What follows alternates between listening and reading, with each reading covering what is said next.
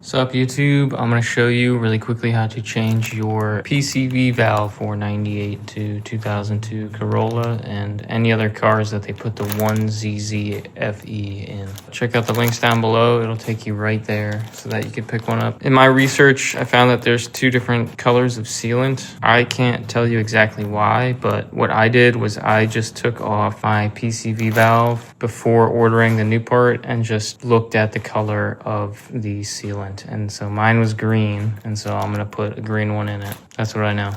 All right, super fast. We're just gonna take off this cover.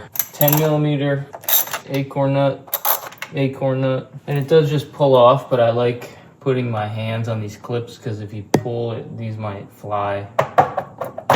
So just pop the cover off. Okay, so if you're looking at the engine, you're gonna come right here. And this is your PCV valve. So you can just take your fingers or a pair of pliers and move this spring clamp. Work this vacuum hose off.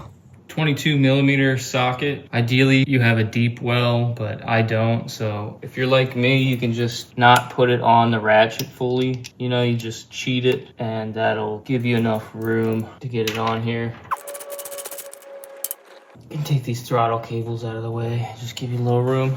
You could also, I'm sure, use an adjustable wrench. I'm sure it'll work too. Just use whatever you have. All right, so here's the old valve. I'll do a little shake comparison test. You can see the old one had the green on it. This is what it sounds like.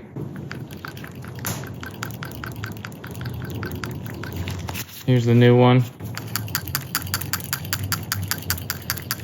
So the new one is definitely more lively inside. You know, you can tell that there's enough crud in here to where it's taking up some of the space of the movement and the travel inside the valve. It's probably not bad, but you know, it's got enough cake in it to where just change it. Just clean this up a little bit. Just gonna spin it in my hand. And then I'm gonna get it seated and then I'll torque it. Get that seated. When you spin it in, some of that sealant's gonna come out, so just wipe that away or whatever. Get the torque wrench. It should be 22 foot-pounds.